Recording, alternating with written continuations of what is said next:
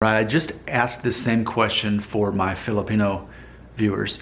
Now I want to ask it for my Mexican viewers, which there are many of you, and I very much appreciate you. You're very quick to leave lengthy comments, which I can learn a lot from. So I really appreciate you being part of my channel. My question for you: can you be Mexican and not be Spanish? Now here's what I'm not asking. I'm not asking like, oh, well, what if someone is 100% Central American and has no, I'm not talking about that, because my Mexican grandma, she was something like 86% Central American, and only the 13-14% was European.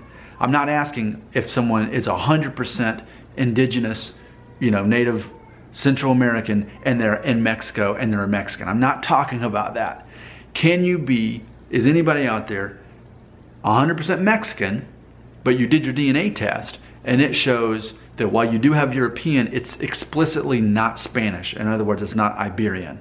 So, for example, maybe you are 70% Central American, indigenous to Mexico, but the rest is like, I don't know, English, Welsh, Italian, something other than Spanish. So you're 100% Mexican.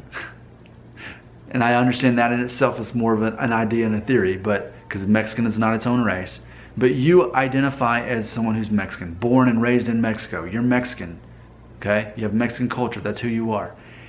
You take your DNA test, and nowhere on there does it mention anything about Spanish blood, Iberian, Portuguese. I mean, that's all part of the Iberian.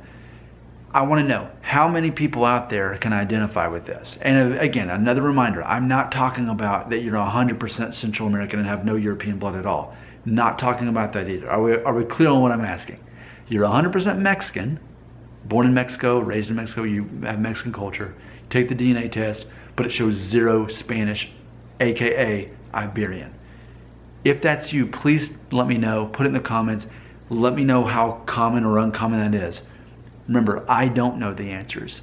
And the best way I know how, being humble, I'm coming to you, asking, how common is this to be Mexican, but to not be Spanish at all, but to also not be 100% just native Central American?